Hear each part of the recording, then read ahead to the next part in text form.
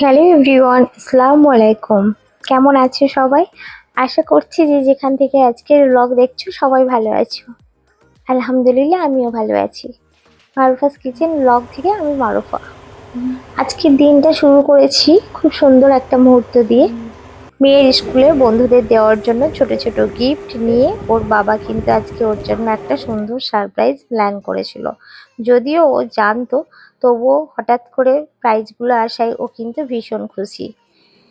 তো এখন যেটা করছে, ও নিজের হাতে প্যাকিং করলো। সারপ্রাইজটা মেয়ে জানতো, তবু নিজের হাতে সবার জন্য গিফটটা সাজিয়ে দেওয়ার আনন্দটাই ছিল ওর চোখে মুখে। তো চলো আজকের ব্লগটা শুরু করা যাক। এটা একটা ইভিনিং ব্লগ বন্ধুরা। ওর বাবা ওর জন্য এই গিফটগুলো নিয়ে এসেছে, যেটা হচ্ছে ও স্কুলে কালকে সবাইকে দেবে। তো ছোট গিফট হতে পারে, কিন্তু আনন্দ মনের মধ্যে নিয়ে কিন্তু গিফটটা রেডি করছে। আর সাথে আমাকে বললো যে মাম্মা আমার জন্য একটু চিকেন মোমো বানাও। তো ও যেহেতু এত বড় একটা কাজ করছে, আমার কাজটা ও করে দিচ্ছে এবছর। কারণ এই কাজটা আমি আর ওর বাবা প্রতি বছর করি, কিন্তু ও যেহেতু করছে তাই ওর আবদারে ওর জন্য বানাচ্ছি চিকেন মোমো। তো প্রথমেই দেখলে তোমরা, আমি এখানে গাজর আর কি গ্রেট করে নিয়েছি, চিকেনটাকে একটু ম্যাশ করে নিয়েছি, আর পেঁয়াজটাকে কুচি করে কেটে নিয়েছি, সাথে ধনেপাতা কুচি আর কাঁচা লঙ্কা কুচি। সাথে একটু ব্যাটার দিয়েছি, একটু গোলমরিচ গুঁড়ো, একটু সয়া সস আর একটু ভিনেগার। সমস্ত কিছু দিয়ে, লবণ তো স্বাদ মতো দিতেই হবে। সমস্ত কিছু দিয়ে চিকেনটাকে আমি 10 মিনিটের জন্য রেখে দেব।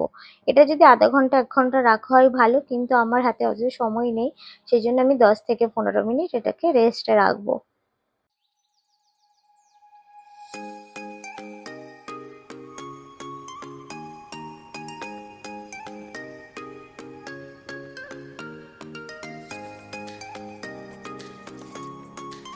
খুবই সামান্য উপকরণ, আর এত সুন্দর চিকেন মোমোটা হয়, মানে ভীষণ সুন্দর খেতে হয়। বাইরে থেকে আমরা অনেকেই চিকেন মোমো কিনে খাই, কিন্তু বাড়িতে এত সহজভাবে বানিয়ে একবার হলেও খেয়ে দেখবে তোমরা, কিন্তু খুবই টেস্টি হয়। সাথে একটু ময়দা মেখে নিচ্ছি, মোমো বানাতে গেলে তো ময়দা লাগবেই। তো ময়দাকে একটু লবণ আর তেল দিয়ে হালকা করে, মানে গরম জল দিয়ে মেখে নেব। নিয়ে তারপরে আমি কিন্তু ছোট ছোট লুচির মতো বেলে নেব। নিয়ে আমি মোমোগুলো পুর ভরবো। তো এইভাবেই আমি কিন্তু একদম সহজভাবে মোমো বানানোটা তোমাদের সাথে শেয়ার করছি। আশা করছি তোমরা এই রেসিপি ধরে যদি বানাও, তাহলে তোমাদেরও কিন্তু মোমোটা কিন্তু ভীষণ সুন্দর হবে।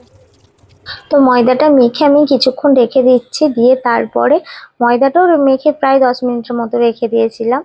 প্রায় 20 মিনিটের মতো দুটো জিনিস আমি রেখে তারপরে কিন্তু আমি এটাকে, মানে ছোট ছোট লেচি কেটে নিচ্ছি। প্রতিবারেই আমি বড় বড় রুটি বেলে বাটির সাহায্যে কেটে নিই, কিন্তু এবারে আমি ছোট ছোট লেচি কেটে নিয়েছি।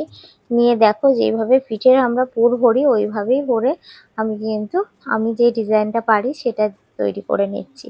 আমি এই ডিজাইনটাই বেশি মোমোর করি, কারণ এই ডিজাইনের মোমোটা খেতে বেশি ভালো লাগে। তো দেখো, এবার স্টিমে আমি জল বসিয়ে দিয়েছিলাম, জলটা একটু গরম হয়ে গেছে। এবার আমি মোমোগুলো দিয়ে দিচ্ছি, ফ্লেমে দিয়ে মোমোগুলো স্টিম করে নিতে হবে। তো চলো 20 মিনিট পর দেখি মোমোগুলোর কি অবস্থা। সাথে ওই যে গোল মতো ওটা দেখতে পাচ্ছ, ওটা মেয়ে বানিয়েছে। মেয়ে বললো মা আমিও একটা মোমো বানাবো, তো ও ডিজাইন করতে পারে না, ও গোল করে বানিয়েছে। যাই হোক, দেখো মোমোগুলো কি সুন্দর দেখতে হয়েছে আর কতটা ফুলে গেছে। আমি কিন্তু কোনো সোডা অ্যাড করিনি, তা সত্ত্বেও কিন্তু কি সুন্দর ফুলে বড় বড় হয়ে গেছে। আর মোমোগুলো ভীষণ সুন্দর হয়েছিল খেতে। সাথে আমি সেজওয়ান চাটনি, কারণ এখন আর সময় নেই যে আমি মোমোর চাটনি বানাবো বা স্যুপ বানাবো। তো সেজওয়ান চাটনি দিয়ে খেয়ে আমরা কিন্তু বেরিয়ে পড়েছি একটু ঘুরতে। ওর বাবা বললো, যেহেতু কালকে ওর বার্থডে, ওর বাবার কালকে ছুটি নিয়েছে, তো সেই জন্য আজকে সন্ধ্যাবেলায় আমরা একটু ঘুরতে বেরিয়েছি। কালকে হয়তো সময় হবে না, সেই জন্য। কিন্তু যাই হোক, এখন আমরা যাচ্ছি প্রিন্সেস ঘাটে। তো ওখানে আমার খুবই ভালো লাগে নদীর ধারে বসে থাকতে, বা একটু মানে ঘোরাঘুরি করতে ভীষণ ভালো লাগে। সিমরায় তো খুব পছন্দ করে। তো এদিকে আমাদের রামকৃষ্ণ ঘাটে ছিল, কিন্তু কেন জানি না ওদিকটা যেতে ইচ্ছে হলো। তো চলো ঘুরে আসি, সাথে তোমাদেরও নিয়ে যাই। তো এই ছিল আমার একটা ইভিনিং ব্লগ বন্ধুরা। আশা করছি এই ব্লগটা তোমাদের খুব ভালো লেগেছে। আর যদি ভালো লেগে থাকে তাহলে প্লিজ লাইক, কমেন্ট, শেয়ার করে দিও। আর যারা নতুন বন্ধু প্লিজ প্লিজ তারা চ্যানেলটিকে সাবস্ক্রাইব করে পাশে থেকো। আর যারা কাজটি করে ফেলেছে তাদেরকে অসংখ্য অসংখ্য ধন্যবাদ। তো দেখো সন্ধ্যাবেলায় প্রিন্সেস ঘাট একটা আলাদা রকম সেজে উঠেছে। স্বাধীনতা দিবসের জন্য তো খুব সুন্দর করে মানে সেজে উঠেছে চারি সাইডটা, সেটা তোমরা এর আগের ব্লগে দেখেছো। তো যাই হোক, দেখো কলকাতা এমনিতেই খুব সুন্দর মানে ভিউ হয় কলকাতার, মানে যে কোনো জায়গায় ভিডিও করলে।